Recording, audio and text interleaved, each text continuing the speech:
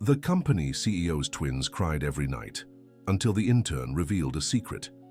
Michael Anderson was so focused on the financial reports that he didn't even notice when the quiet sniffles began echoing through the empty hallway of the company. The numbers weren't adding up, and the deadline for the project was fast approaching. That's when Jessica Taylor, the new 23-year-old intern, returned to the office to grab a folder she'd forgotten. She stopped mid-hallway upon hearing soft crying coming from the conference room. Her heart raced as she pushed the slightly open door and saw two identical girls, about 8 years old, huddled in the corner of the room. "Hey, are you okay?" Jessica whispered, stepping closer slowly. The twins lifted their tear-streaked faces. One wore a yellow shirt, the other pink, but their brown eyes, filled with sadness, were exactly the same. "We can't make noise," said the girl in yellow. "Daddy gets mad if he knows we're here. Are you Mr. Anderson's daughters?" Jessica asked, crouching to their level. "I'm Emma," replied the one in yellow, "and she's Olivia. We come here every night." "Every night? But why?" Olivia, who had been quiet until then, clutched a crumpled photo to her chest. "We feel like Mommy is here. She used to work in this building before she left." Jessica's chest tightened. She had only been interning at the company for 2 weeks, and everyone talked about how strict and demanding Mr. Anderson was, but no one ever mentioned he had daughters, let alone that they were left alone in the office at night. "Can I see the photo?" she asked gently. Olivia hesitated, but then handed over the faded picture. It was a family photo. 2 little girls in the arms of a beautiful brunette woman, all smiling in a park somewhere. "She's very pretty. What's her name?" "Catherine," they answered in unison. "And does your dad know you come here?" The girls exchanged nervous glances. "Please don't tell him," begged Emma. "He gets really mad when we talk about Mommy. He says she abandoned us and doesn't care about us anymore." Jessica felt anger rising in her chest. How could a father let his own daughters believe something like that? "How long do you stay here?" "Until Daddy finishes work," said Olivia. "Sometimes he takes a long time. Aunt Margaret, who takes care of us at home, thinks we're asleep." "You sneak out to come here?" "We climb out the bedroom window," Emma confessed, lowering her head. "It's on the ground floor and there's a tree next to it. We learned how to climb it." Dear listener, if you're enjoying the story, don't forget to like and subscribe to the channel. It helps us a lot as we're just starting out. Now back to the story. Jessica didn't know what to do. On one hand, she couldn't let 2 8-year-olds wander the city alone at night. On the other, she saw the desperation in their eyes as they searched for some connection to their lost mother. "Listen, you can't keep doing this. It's really dangerous," she said, trying to sound firm but kind. "But I won't tell your dad tonight, okay? Let's make a deal. I'll stay here with you until he finishes work, and tomorrow we'll figure out a better solution." The girls looked at each other in surprise. "You'd stay with us?" Olivia asked, her eyes filling with hope. "Of course. But you have to promise me you won't sneak out of the house again. If you want to come here, it has to be the right way." "We promise," they said together. Jessica grabbed a coat from the closet and draped it over them. The girls snuggled on either side of her on the conference room sofa. "Do you remember your mum?" "A little," said Emma. "She smelled like vanilla and always sang us to sleep." "And she made bear-shaped pancakes on Sundays," added Olivia, smiling for the first time that night. "I'm glad you have those memories. They're very precious." "Why did she leave, Aunt Jessica?" asked Olivia. "Did we do something wrong?" Jessica's heart shattered into pieces. "Listen to me, both of you. Nothing that happened was your fault. Sometimes adults go through problems children can't understand, but I'm sure your mum loves you very much." "Daddy says she forgot about us," whispered Emma. "Mothers don't forget their children, sweetheart. That's impossible." They kept talking quietly until they heard Michael's footsteps in the hallway. The girls quickly hid behind the couch, while Jessica pretended to organize some papers. "Jessica, what are you still doing here?" asked Michael from the doorway, looking tired. "I forgot some documents, Mr. Anderson. I was just leaving." He nodded absently and walked away. A few minutes later, the girls reappeared. "He's gone," whispered Olivia. How do you get home? We take the bus, said Emma as if it were the most normal thing in the world. Alone? Jessica was shocked. No, this can't go on. I'm taking you home. On the way to the girls' house, Jessica learned they lived in a big house in the Upper East Side, cared for by Margaret, a woman in her 50s who had worked for the family for years. Aunt Margaret is nice, Olivia shared. But she gets really sad when we ask about Mom. She just says she can't talk about it. And your dad? Does he talk to you about other things? He's hardly ever home, Emma sighed. Works a lot, and when he is, he stays in his office. Jessica dropped the girls at the corner of their house so they could climb through the window like they always did. She watched from a distance until she was sure they were safe. The next day, she arrived at the office determined to talk to Michael about his daughter's situation.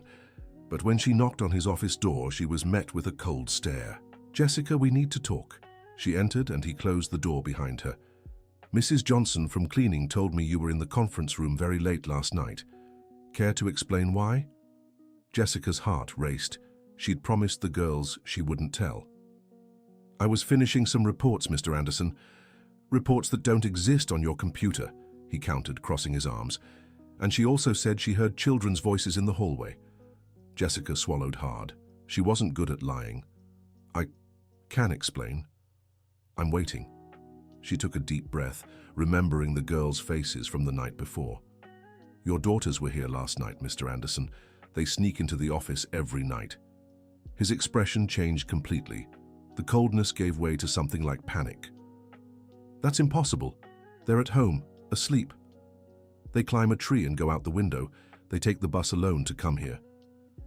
Michael ran a hand through his hair, visibly shaken. Why would they do that? They miss their mum. They think they can feel her presence here in the building. Michael's face hardened again. Their mother left our family 3 years ago, Jessica. They need to move on. With all due respect, Mr. Anderson, they're 8-year-old children. They can't just get over losing their mum like that. Losing? He laughed bitterly. Catherine chose to leave. No one forced her. But they don't understand that. All they know is their mum disappeared, and their dad won't even let them talk about her. Michael remained silent for a long time. What do you want me to do, Jessica? Lie to them? Tell them their mother is coming back when we know that's never going to happen? I want you to talk to them, really talk, and don't leave them alone at night doing dangerous things just because they miss their mother. He sighed heavily. It's not that simple. Why not? Michael hesitated, as if wrestling with himself. Because every time I look at them, I see her, and it hurts too much. It was the first time Jessica had seen a crack in her boss's icy armor. For a moment, he wasn't the cold, calculating businessman, just a wounded man. The girls are in pain too, Mr. Anderson, and they need their father now more than ever. Before he could respond, the secretary knocked on the door. Mr. Anderson, your mother is here and wants to speak with you. It seems urgent. My mother? Michael looked surprised. Send her in. An elegant woman in her mid-60s entered the room. Her grey hair was pulled into a bun, and her determined eyes reminded Jessica so much of Michael's. Michael, we need to talk, she said, glancing briefly at Jessica. In private. Mom, this is Jessica, our new intern. Jessica, my mother, Mrs. Wilson. Nice to meet you, Mrs. Wilson, Jessica said, standing. The pleasure is mine, dear. Michael, may I speak with you? Jessica, could you give us a moment? Michael asked. Jessica left the room but lingered outside, unsure whether to leave or wait. The conversation inside sounded tense, though she couldn't make out the words. About 20 minutes later, Mrs. Wilson stepped out with reddened eyes. Spotting Jessica in the hallway, she approached. Dear, do you happen to know my granddaughters? Jessica hesitated, unsure how to respond.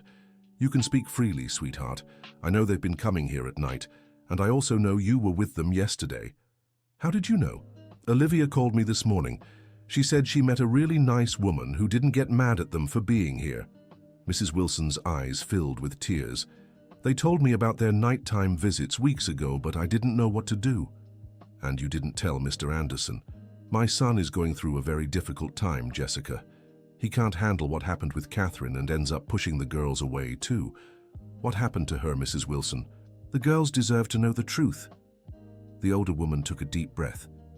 It's a complicated story, dear. Catherine didn't abandon the girls. Things were different from what Michael says. How so? Mrs. Wilson glanced around, making sure no one could overhear. Do you have time for coffee with me? I think I need to talk to someone who truly cares about my granddaughters. Dear listener, if you're enjoying the story, don't forget to like and subscribe to the channel. It really helps us newcomers out. Now back to the story. They went to a small cafe around the corner from the building. Mrs. Wilson ordered 2 cappuccinos and stirred her spoon absently for a long time before speaking. Jessica, what I'm about to tell you can't reach the girls' ears yet, at least not like this. I understand, Mrs. Wilson. Catherine didn't abandon my son and granddaughters. She was forced to leave. Forced? By whom? By me. Mrs. Wilson's voice broke. By me and the circumstances I helped create. Jessica leaned forward, trying to understand. When Olivia and Emma were born, I was going through a very hard time. My husband had recently passed, and I felt so alone. Michael worked constantly, and Catherine was, well, she was very young when they married. How old was she? 22. Michael was 30. They met when she was an intern at the company, just like you. Jessica felt a chill run down her spine. I never really approved of their marriage, Mrs. Wilson continued. I thought Catherine was too young, too inexperienced to be a wife and mother. I always criticized everything she did with the girls. And did that cause problems between them? Many problems. I lived on the same street as their house and was always interfering with how my granddaughters were raised. I criticized the food Catherine made, how she kept the house, even the clothes she dressed the girls in. Mrs. Wilson paused to take a sip of coffee. Michael was always torn between the two of us.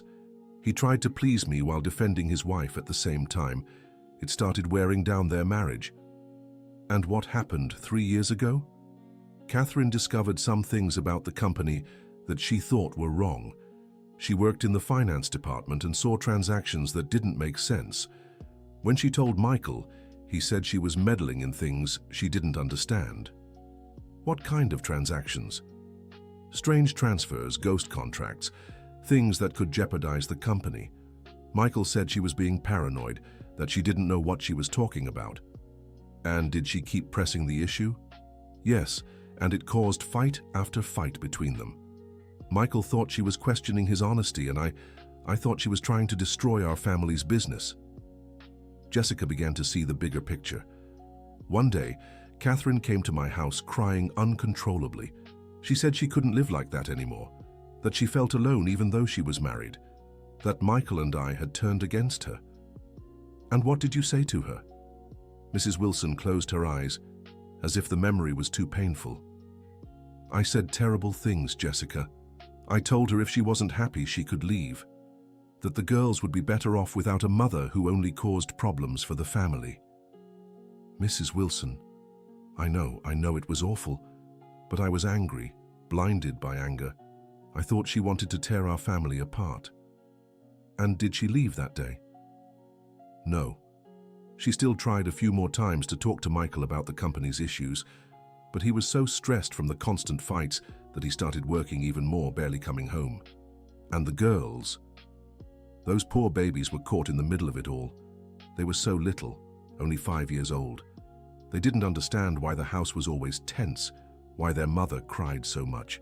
Mrs. Wilson took a handkerchief from her purse and dabbed her eyes. One night, Catherine knocked on my door. She had a small suitcase and her eyes were swollen from crying. She said she'd tried everything to keep the family together but couldn't anymore. That she was leaving but would come back for the girls when she got herself settled. And what did you do? I told her she was doing the right thing, that the girls would be better off without her around. Mrs. Wilson sobbed. Jessica, I told the mother of my granddaughters they'd be better off without her. Jessica felt sick. She was starting to grasp the magnitude of the family tragedy. She left a letter for Michael and one for the girls. She asked me to give them to them when I thought the time was right. And did you? Michael's letter, yes. But the girls, I kept it. I thought it'd be better if they forgot about their mother quickly. Mrs. Wilson, do you still have that letter? She nodded. And there's more. Catherine didn't just disappear. She tried reaching out many times in the first few months, sent letters, called the office, tried to see the girls at school. And what happened? Michael was so hurt and I was so convinced it was for the best that we blocked all contact from her. What do you mean you blocked her? We intercepted the letters, didn't pass along the messages, and asked the school not to let her near the girls. Jessica was shocked by what she was hearing. After a while, she stopped trying. She must have given up on us. And Mr. Anderson, does he know about all this? He knows I didn't like Catherine, but he doesn't know I blocked her attempts to reach out. He truly believes she abandoned them and never got in touch again. Why are you telling me this now, Mrs. Wilson? Because my granddaughters have been suffering for 3 years, because they sneak out of the house to look for their mother, and that could be dangerous, and because I've grown too old to carry this guilt. The two fell silent for a few minutes. Jessica tried to process everything she'd just heard. Do you know where Catherine is now? I have no idea. She could be anywhere in the country, or even outside the United States. And the irregularities in the company she uncovered. We later found out she was right. Michael had to do a complete restructuring last year to avoid bigger problems. So she was trying to protect the family when she discovered those things. Exactly. But we treated her like she was the enemy. Jessica stood up from the table, feeling sick. Mrs. Wilson, you need to tell Mr. Anderson the truth. And both of you need to tell the girls. I know, dear. But I'm terrified of how Michael will react when he finds out I kept Catherine from contacting them. And aren't you afraid of how the girls will react when they learn they could have had their mother with them all these years? Mrs. Wilson nodded sadly. You're right. It's time to fix this. They returned to the office in silence. Michael was in his office on the phone, looking very agitated. No, I can't leave now. I have an important meeting in an hour, he said into the phone. When he hung up, Jessica knocked on the door. Mr. Anderson, can I speak with you? Jessica, now's not a good time. Margaret just called saying the girls disappeared from school during recess. Jessica's heart raced. What do you mean, disappeared? The principal said they were playing in the yard and then no one saw them again. They've searched the whole school. Mrs. Wilson walked into the room just then. Michael, what's going on? The girls ran away from school, Mum. Margaret is beside herself. Mr. Anderson, Jessica said, may I make a suggestion? I think I know where they might be. Where? Here, in the building. If they can come at night, they can come during the day, too. Michael looked at her in surprise. But how would they get into the building during the day? The same way they do at night, through the back entrance that's always open for deliveries. The three rushed downstairs to the back of the building. Jessica knew the way because she'd seen the girls leaving that way the night before. They found Olivia and Emma huddled behind a stack of boxes in the parking lot, still wearing their school uniforms. Girls! Michael shouted, running toward them. The two looked up, startled when they saw their father. Daddy? Emma whispered. Are you okay? We've been looking for you for hours. We didn't mean to do anything wrong. Olivia began to cry. We just wanted... Wanted what, sweetheart? We heard Aunt Jess talking on the phone this morning, Emma said between sobs. She said you were sending us away because we were causing too much trouble. Michael turned pale. Sending you away? Why would you think that? Because we sneak out of the house every night, Olivia admitted. We know you found out. And we know you get mad when we talk about Mum. Michael knelt in front of his daughters and pulled them into a tight hug. Listen to me, both of you. I would never, ever send you away. You are the most important thing in my life. But we make you sad, said Emma. Every time we talk about Mom, you look angry. I'm not angry at you, Michael said. His voice choked. I'm sad. Very sad. But not because of you. Because of Mom? Olivia asked. Michael looked at Jessica and then at his mother as if asking for help. Yes, because of Mom. But you need to know something. None of what happened was your fault. Then why did she leave? Emma asked. Michael took a deep breath. It was the first time in 3 years he was having this conversation with his daughters. Because sometimes adults make very big mistakes, and those mistakes hurt the people they love the most. Did you make a mistake, Daddy? Many mistakes, my love. And because of those mistakes, your mom had to leave. But will she come back? Olivia asked, her eyes full of hope. Michael looked at his own mother. I don't know, sweetheart. I really don't. Mrs. Wilson stepped closer to her granddaughters. Girls, Grandma needs to tell you something very important, and your daddy too. They sat on the parking lot floor, forming a circle. Mrs. Wilson pulled a yellowed envelope from her bag. This is a letter your mum wrote when she had to leave. She asked me to give it to you when the time was right. Olivia and Emma stared at the letter, as if it were a treasure. Can I read it? Olivia asked. Let's read it together, Mrs. Wilson said. She carefully opened the envelope and unfolded 2 handwritten pages in neat script. My beloved daughters, Olivia and Emma. Mrs. Wilson began reading. If you're reading this letter, it's because Grandma thought you were old enough to understand some things. The girls leaned closer. First, I need you to know that I love you more than anything in this world. Nothing has changed that, and nothing ever will. You are and always will be the best part of me. Michael's eyes welled up. Second, I want you to understand that I didn't leave because I wanted to. I left because I thought it would be better for you. But now I know I made a terrible mistake. Why did she think it would be better? Emma asked. Keep reading, Grandma, Olivia urged. Daddy and Grandma were very angry with me because I found out some things at the company that weren't right. I tried to tell Daddy, but he thought I was trying to interfere with his work. Grandma thought I was trying to destroy our family. Michael looked at his mother with surprise and hurt. You were so little, and the constant fighting scared you. I thought if I left, things would be calmer for you. But I was wrong. How was she wrong, Grandma? Keep going, sweetheart, Mrs. Wilson said, her voice trembling. I tried to come back many times. I sent letters, tried to call, went to your school, but it seemed like Daddy and Grandma didn't want me back. After trying for so long, I gave up. Michael turned to his mother. Mum, what does this mean? Mrs. Wilson handed him the letter and lowered her head. It means I kept Catherine from contacting you. What do you mean you kept her from us?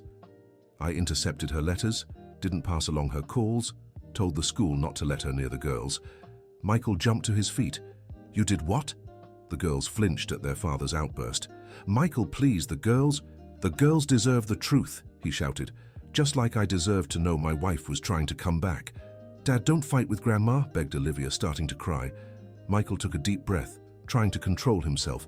I'm sorry, sweetheart. Daddy isn't mad at you. Are you mad at Grandma because of Mom? Asked Emma. Yes, I am, very mad. Very. But Grandma was just trying to protect us, said Olivia. She always says she does everything to keep us safe. Michael looked at his daughters and realized they were defending their grandmother even without fully understanding the situation.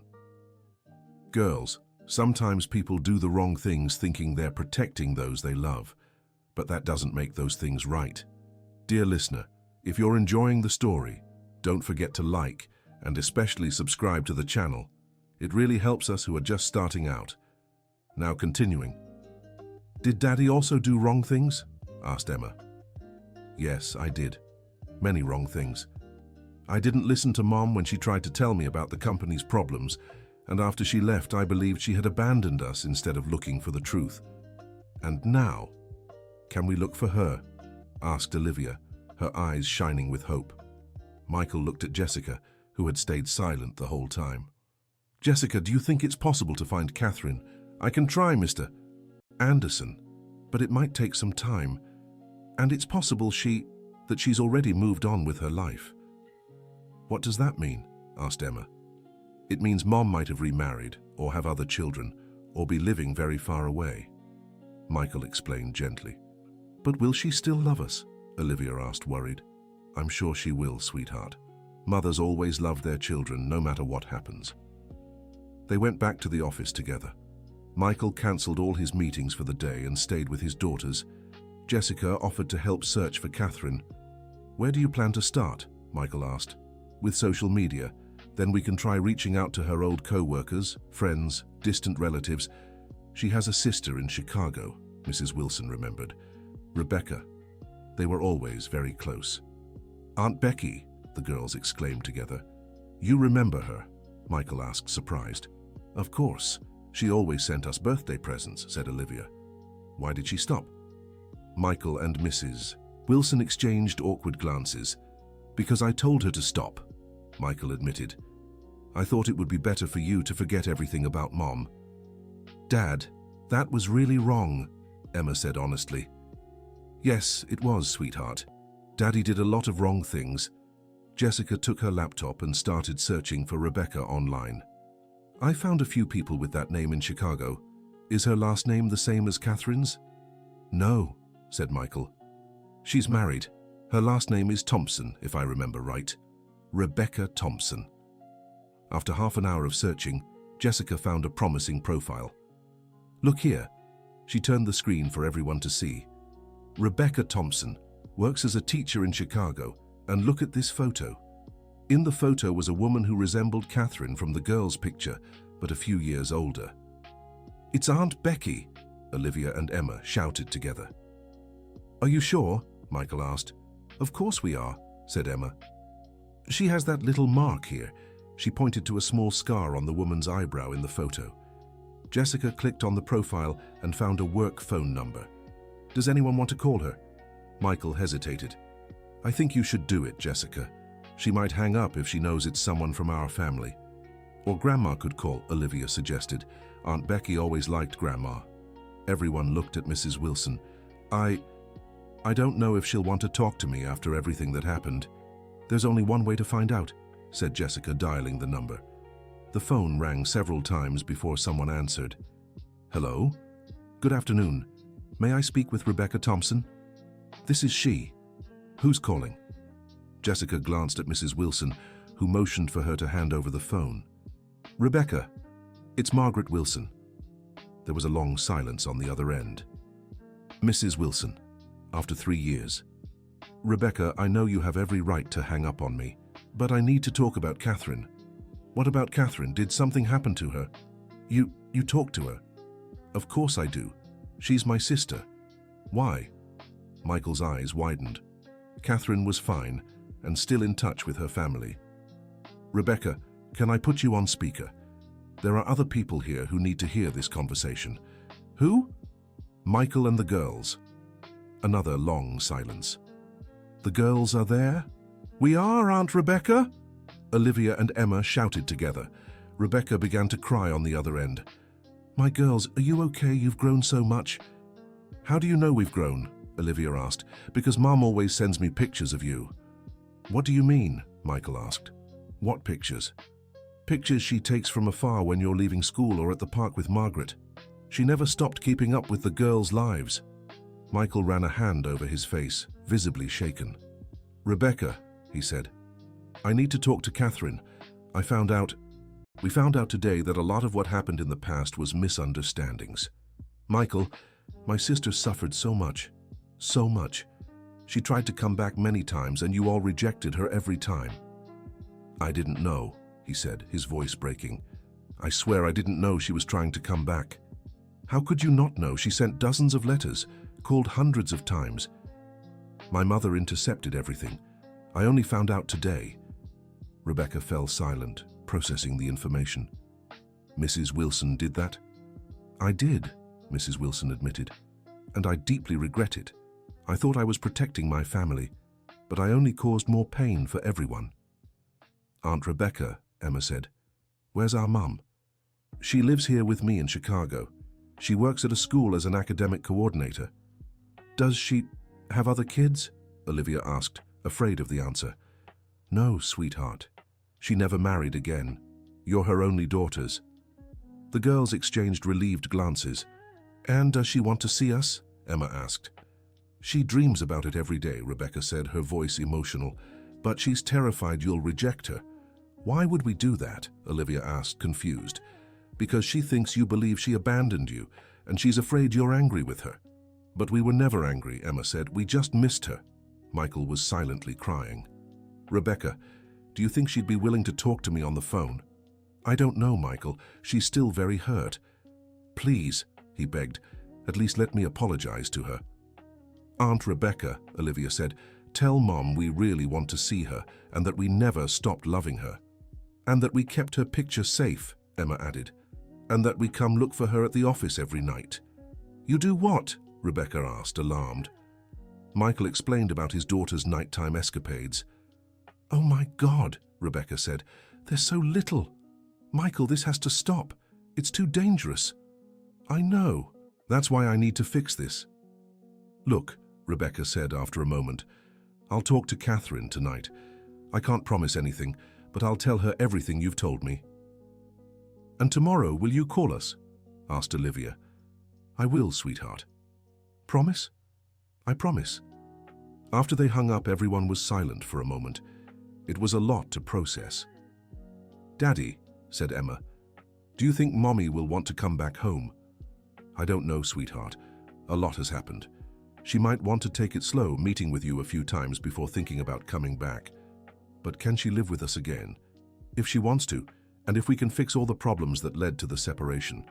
And Grandma, Olivia asked, looking at Mrs. Wilson. Is Mommy still mad at her? Probably, sweetheart, Mrs. Wilson replied honestly. And she has every right to be. Grandma did some very wrong things. But you can apologize to her, Emma suggested. When we do something wrong, we say sorry and promise not to do it again. That's right, Olivia agreed. And then we hug and everything's okay. Michael smiled for the first time in a long while. If only it were that simple, girls. Why isn't it? Emma asked. Jessica, who had been quietly watching the family reconcile, stood up. Mr. Anderson, I think I should go now. You all need to talk as a family. Jessica, wait, he said. I want to thank you for everything. If you hadn't found the girls last night, and if you hadn't cared about them, Mrs. Wilson added, maybe this conversation never would have happened. You won't need my help anymore, Jessica said. Now it's a family matter. No, Olivia said, running to her. You're our friend now. Yeah, Emma agreed. And when Mommy comes back, we'll introduce you to her. Jessica bent down and hugged both girls. I'd love to meet your mum. Then you have to keep coming over, Olivia said. Promise, I promise. The next morning, Jessica arrived at the office, eager to hear if Rebecca had called.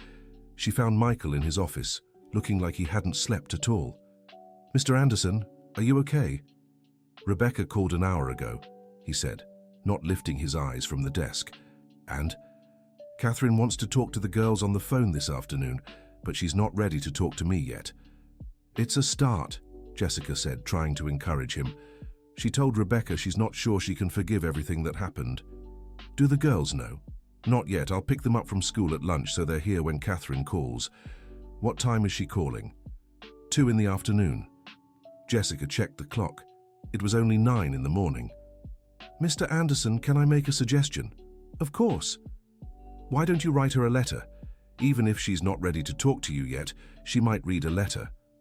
Michael finally looked up. You think it would work? It's worth a try. Rebecca can give it to her. Michael took a blank sheet of paper and stared at it for a long time. Jessica, I don't even know where to start. Start by saying you're sorry. Then tell her how you feel. He began writing slowly. Jessica offered to leave him alone, but he asked her to stay. You can help me with the words. I've never been good at expressing feelings. For 2 hours, they worked on the letter together. Michael wrote and rewrote, searching for the right words. When they finished, it was 3 pages long. He read it aloud one last time. Catherine, I know I have no right to ask for your forgiveness after everything that happened, but I need you to know that I made the biggest mistake of my life when I let you go. I see now that you were right about the problems at the company. I know you were trying to protect our family, and I treated you like an enemy. I know you tried to come back many times, and we stopped you without me knowing. My mother confessed yesterday that she intercepted your attempts to contact us. I swear on our daughters' lives that I never knew about this. If I had known, I would have chased after you. I spent 3 years believing you had abandoned us, and that's why I treated any memory of you poorly. I stopped the girls from talking about you because I thought it would be easier for them to forget. But they never forgot. And I was cruel for trying to erase you from their lives. They sneak out every night to come to the office looking for you. They keep your photo like a treasure. They love you just as much as they did 3 years ago. I never stopped loving you either, Catherine. I was just so afraid of feeling pain that I chose to believe you didn't want us anymore. I'm not asking you to come back. I'm not asking you to forgive me. I'm only asking you to give our daughters a chance to have their mother back in their lives. They deserve that. They deserve you. If you only want to talk to them, I understand. If you want them to spend time with you in Chicago, I'll support it. If you want to move back to New York City and have shared custody, I'll make it easy. Just don't let the mistakes my mother and I made keep you from being close to our daughters. They need you, Catherine, and you deserve to be in their lives. With all my love and regret, Michael. Did it sound okay? He asked, uncertain. It's perfect, said Jessica, emotional. Michael folded the letter and placed it in an envelope. Now we just wait. At exactly 2 o'clock, Olivia and Emma were in the office, sitting on the sofa in Michael's room, staring at the phone as if it were a magical object.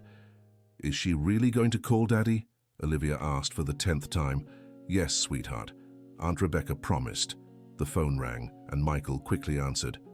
Hello? Michael, it's Rebecca. Catherine is here with me and wants to talk to the girls. They're right here. I'll put you on speaker. Mommy, Emma whispered when Michael pressed the button. There was silence on the other end, then a sob. My girls, are you there? Mommy, they both screamed, bursting into tears. Oh my God, how I've missed your little voices. We missed you too, Olivia said. So much. Why did you leave, Mommy? Emma asked. Because I thought it would be better for you, my love. But I was very, very wrong. Are you coming to get us now? I really want to see you. Do you want to see me too? Yes, they answered together. When? How about I come this weekend? I can arrive Friday night. Really? Olivia asked, nearly jumping with joy. Really, Aunt Rebecca is coming with me. And will you live with us again? Emma asked. We'll see, my love. First, we need to talk a lot and figure some things out. But the most important thing is that I'll be close to you again. Mummy, Olivia said, Daddy is really sorry. And so is Grandma. I know, sweetheart. Aunt Rebecca told me. Do you forgive them? That will take time, Olivia. But what matters now is that you and I will be together again. They talked for almost an hour. Catherine wanted to know everything about the girls, how they were doing in school, what they liked to play, if they still loved pancakes. Mommy, Emma said at the end of the call, there's a lady here who's been really nice to us. Her name is Jessica. Who's Jessica? She's an intern at Daddy's company, Olivia explained. She found out we came here at night and didn't scold us. She even brought us blankets so we wouldn't get cold. Is she there now? Catherine asked. Jessica was sitting in the corner of the room trying to stay unnoticed. Yes, you are, said Michael. Jessica, can you come here? Hello, Catherine, said Jessica nervously. It's a pleasure to talk to you. Jessica, I want to thank you for taking care of my daughters. Rebecca told me you were crucial in uncovering this whole situation. I just did what anyone would have done. That's not true, said Catherine. Many people would have ignored 2 crying children or simply handed them over to their father without caring why they were there. Your daughters are very special, Catherine. It was impossible not to care about them. When I come there on Friday, I'd really like to meet you in person. It'll be my pleasure. After they hung up, the girls were overjoyed. It was as if a huge weight had been lifted from their little shoulders. Daddy, what time will Mommy get here on Friday? Asked Olivia. She didn't say the exact time, but probably in the evening. Can we throw her a party? Suggested Emma. I think she'd prefer something simpler, said Michael. Maybe just a dinner at home, the 4 of us. Can Grandma come too? Michael hesitated. I don't know if your mum will want to see Grandma right away, girls. Let's see how she feels when she gets here. But Grandma is sorry, insisted Olivia. She cried a lot yesterday. I know, sweetheart. But sometimes sorry isn't enough. Sometimes it takes time to forgive. Like when Olivia broke my favorite toy, said Emma. Even though she apologized, I was mad for a long time. But then you forgave me, Olivia reminded her. That's true. And now we're friends again. So Mommy will forgive Grandma too, concluded Emma. Michael smiled. The simplicity of children could be so comforting. On Thursday, Michael got a call from Rebecca. "Michael, Catherine read your letter." "And?" he asked, his heart racing. "She cried a lot. Then she didn't speak for hours. But last night she told me she wants to talk to you when she gets there." "Really?" "Really. She's still very hurt, but I think she's starting to understand that you were all victims of an unresolved situation." "Rebecca, can I ask you something?" "Of course." "How is she? I mean, is she okay? Is she happy?" Rebecca sighed. "Michael, she was never completely happy after she left. She built a stable life, has a job she loves, friends, but there was always a void. She always said half of her was missing." "The half that's the girls." "Exactly. And maybe the half that was you too." Michael felt a flicker of hope in his chest. "Do you think there's a chance for us to reconcile?" "I think you two need to talk a lot before even considering that. But I can say she never stopped loving you. She was just too afraid of being rejected again. She would never be rejected. Never again. That's a conversation the two of you need to have in person." On Friday, Michael left work early. He spent the whole day cleaning the house with the girls and Margaret. "The girls told me the whole story," said Margaret as she prepared dinner. "What a sad thing, Mr. Anderson." "It was our fault, Margaret. Mine and my mother's. What matters is that everything's being resolved now. These girls deserve to have their mother close."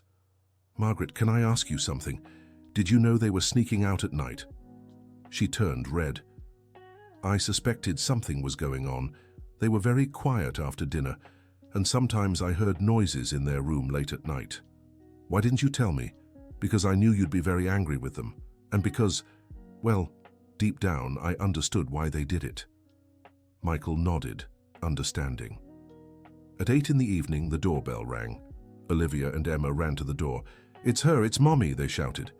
Michael opened the door and found himself face to face with Catherine after 3 years. She was thinner, her hair a bit shorter, but she was still the same beautiful woman he had fallen in love with. "Hi, Michael," she said timidly. "Hi, Cat." The girls threw themselves into their mother's arms, and she knelt down to hug them properly. "Let me look at you," she said, holding them at arm's length to study their faces. "How you've grown, Olivia, you're so tall, and Emma, look at those new teeth." "Mommy, you look different," Olivia observed. "Different how?" "More serious. You used to smile more." Catherine smiled for the first time. "It's just been a long time since I had a real reason to smile." Rebecca appeared behind her sister, carrying 2 suitcases. "Hi, Michael." "Hi, Becky. Thanks for coming with her." "I wouldn't let my sister come alone in a situation like this." They entered the house. Catherine looked around nostalgically. "You've changed some things," she noted. "Daddy took down all your pictures," Emma said honestly. "But we kept one hidden." Catherine looked at Michael, who lowered his eyes in embarrassment. "Why?" she asked. "Because it hurt too much to look at you," he answered truthfully. "And now I understand that taking down your pictures didn't take you out of my heart." Dinner was a bit tense at first, but the girls broke the ice with their lively chatter. They told their mother everything, about school, their friends, their mischief, and especially how much they had missed her.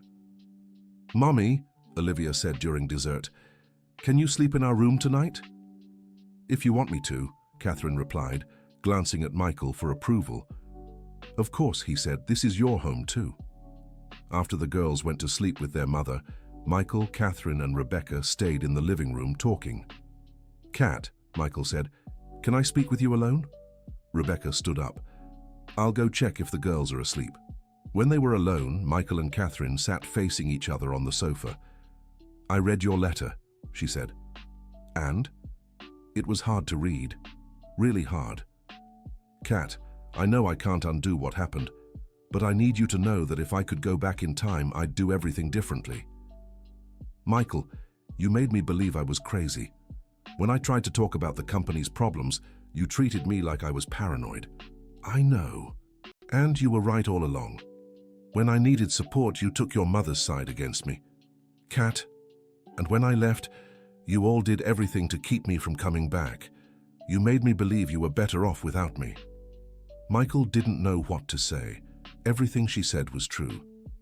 "You have every right to be angry with me," he finally admitted. "You have every right not to trust me anymore. But Kat, please don't let that affect your relationship with the girls." "Do you really think I'd do that?" she asked, hurt. "Do you think I'd use our daughters to get back at you?" "No, I'm sorry. I didn't mean that.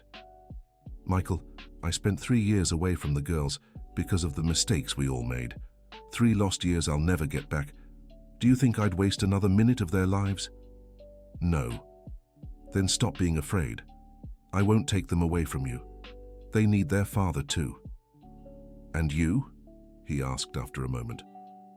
"Can you ever forgive me?" Catherine was silent for a long time. "Michael, I spent 3 years hating you. Hating your mother, hating this whole situation. But the hatred only made me more miserable." "I understand. I don't know if I can fully forgive you yet. It'll take time. But I'm willing to try. For the girls." "What about us?" he asked hesitantly. "Is there any chance we could we ever be a couple again?" She finished. "Yeah. Michael, we've both changed so much over the last 3 years. I don't know if we're the same people who fell in love 10 years ago. Maybe we can get to know who we are now." Catherine smiled sadly. "Maybe. But first, let's focus on being good parents to the girls. We'll figure out the rest later." On Saturday morning, Catherine woke up early and made bear-shaped pancakes for her daughters, just like she used to years ago. The smell woke up the whole house. "Mommy!" the girls shouted as they came down for breakfast. "You remembered!" "Of course I remembered. I promised I'd make bear pancakes when I got back." Michael appeared in the kitchen and watched the scene. Seeing Catherine there making breakfast for their daughters felt surreal after so long. "Good morning," she said to him.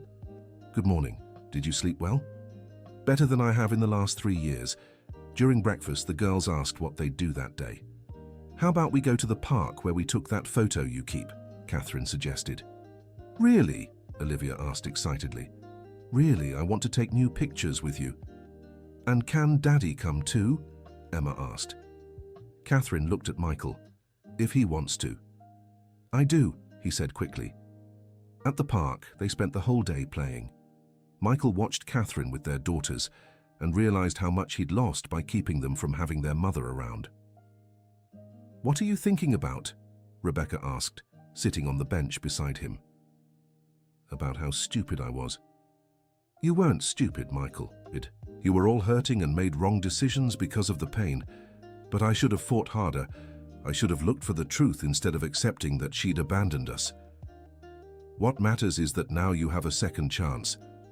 "Do you really think she'll give me that chance?" "My sister still loves you, Michael.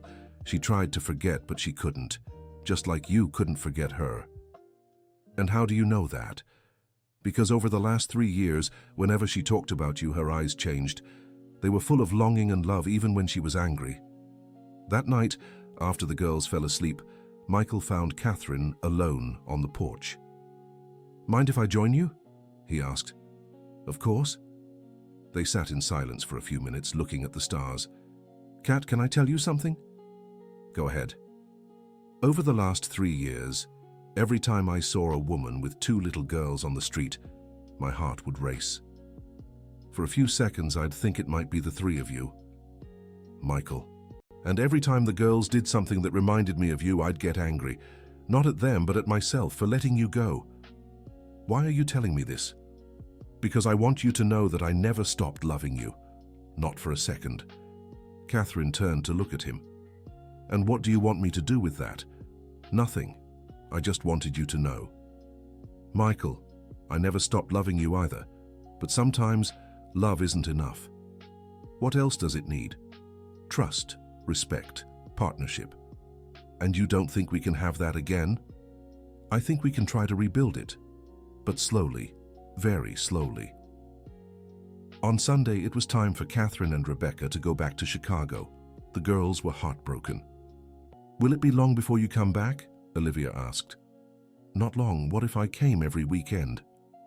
"Every weekend? Really?" Really? And during school breaks, you can come stay with me in Chicago for a few days. And then you'll come back to live here? Emma asked. We'll see, sweetheart. First I'll come for some weekends, then we'll talk about it. As she was leaving, Catherine hugged Michael. Thank you, she said. For what? For taking such good care of our daughters. Even with all the problems, they've grown up wonderful. They're just like their mother. Catherine smiled and lightly kissed his cheek. See you next Friday. During the week, Michael noticed a complete change in his daughter's behavior. They were happier, more talkative, and most importantly, they stopped sneaking out at night. Why don't you want to come to the office with me at night anymore? He asked midweek. Because now we know where Mom is, Olivia explained. Before, we came here because we thought she might be here. Now we don't have to look anymore. And you don't miss her anymore? We do, Emma said, but it's a different kind of missing. Before it was sad because we didn't know if she was okay. Now it's a happy kind of missing because we know she's coming back Friday. Michael smiled. The wisdom of children always surprised him. On Thursday, he got an unexpected call. Michael, it's Catherine. Kate, is something wrong? No, everything's fine. I just wanted to talk to you. About what? About us. Michael felt his heart race. What about us? Michael, I've been thinking a lot this week. About everything that happened, about the mistakes we all made, about the time we lost. I've been thinking about that too, and I've come to a conclusion. What? That I don't want to waste any more time. Life already kept us apart for 3 years. If there's a chance for us to make it work again, I want to try. Michael could hardly believe what he was hearing. Kate, are you sure? I am, but with a few conditions. What? First, no rushing. Let's get to know each other again. Slowly. I agree. Second, your mother needs to apologize to me. In person. She's been wanting to do that for days. She's mortified by what she did. And third, if we get back together, it'll be as real partners. No more you making decisions alone about the family or the girls. Kate, I promise this time will be different. Then I'll see you tomorrow night. And Michael, yes? I never stopped loving you either. After hanging up, Michael stood still for a long time, trying to process what had just happened. Then he called Jessica. Jessica, can you come by this afternoon? I have some news to share. Of course, Mr. Anderson. Did something happen? The best thing that could happen. When Jessica arrived at the office, she found Michael smiling in a way she'd never seen before. Catherine wants to try again, he said plainly. Really? Jessica shouted with joy. That's wonderful news. And I want to thank you again. If you hadn't found the girls that night... Mr. Anderson, stop thanking me. I just did what anyone would do. That's not true. You cared about 2 kids you didn't even know. You risked getting in trouble with me for them, and you helped us find the truth. And now? What's next? Catherine will keep coming on weekends for now. We'll take it slow, see how things go. And Mrs. Wilson? Oh, my mother. She's desperate to meet with Catherine and apologize. I think it'll be hard for her, but necessary. Very necessary. On Friday night, the whole family was together again. This time, Mrs. Wilson was also there. The meeting between her and Catherine was tense. Catherine, Mrs. Wilson said as soon as she saw her. Can I speak with you privately? Of course, Mrs. Wilson. They went out to the backyard. Michael was nervous, but Catherine signaled for him not to worry. Catherine, Mrs. Wilson began, I know no words will ever be enough to make up for the harm I caused you and the girls. Mrs. Wilson, please let me finish. I spent 3 years trying to convince myself I'd done the right thing, trying to believe you were better off apart. But when I saw my granddaughters suffering, when I understood that you had never truly abandoned them, I realized the extent of my mistake. Catherine stayed silent. I'm not asking for your forgiveness because I know I don't deserve it. I'm just saying that if I could go back, I'd do everything differently. And from now on, I'll do everything to make up for lost time. Mrs. Wilson, Catherine finally said, you hurt me deeply, really deeply. You kept me from watching my daughters grow up. I know. But I also understand you were trying to protect the family the way you thought was right. That doesn't excuse what I did. It doesn't excuse it, but it explains it. And explaining is sometimes the first step to forgiving. Mrs. Wilson began to cry. Can you forgive me? I'll try, Mrs. Wilson, for the girls. And because holding on to resentment only hurts more, they walked back inside arm in arm. The girls were overjoyed to see their grandmother and mother at peace. The following months were about rebuilding. Catherine came every weekend, and little by little she and Michael grew closer again. They talked about past mistakes, future plans, and how they could be better partners and parents. Jessica continued working at the company and became a cherished family friend.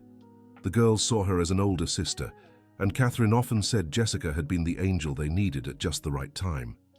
Jessica, Catherine said one weekend, I have a proposal for you. What is it? When I move back to New York City, I'll need someone I trust to help me coordinate my new life here. Would you be my personal assistant? Really? Jessica was moved. Really? Michael has already agreed to promote you at the company too. You'd split your time between helping him and helping me. I'd love that. By the end of the year, Catherine decided to move back to New York City. She had secured a position at a private school in the city and was ready to start over with her family. Mom, Olivia said on moving day, you're not leaving again, right? Never again, sweetheart. Never again. Not even if you get mad at Dad. Olivia, adults argue sometimes. That's normal. But arguing doesn't mean we stop loving or abandon our family. So are you and Dad getting married again?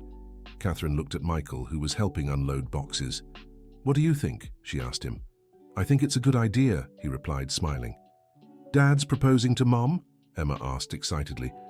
I guess so, Michael said, stepping closer to Catherine. Lou, will you marry me again? Yes, she answered, kissing him for the first time in 3 years. The girls cheered and jumped for joy.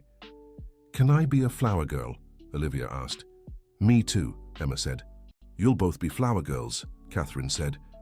And can Jessica be the maid of honor? Olivia suggested. Of course, Michael said, if she wants to. I do, Jessica said, tears in her eyes. The wedding took place in the same park where they used to take the girls when they were little. It was a simple ceremony, with only close family and friends. Mrs. Wilson gave an emotional speech, publicly apologizing for past mistakes and promising to be a better mother-in-law and grandmother from then on.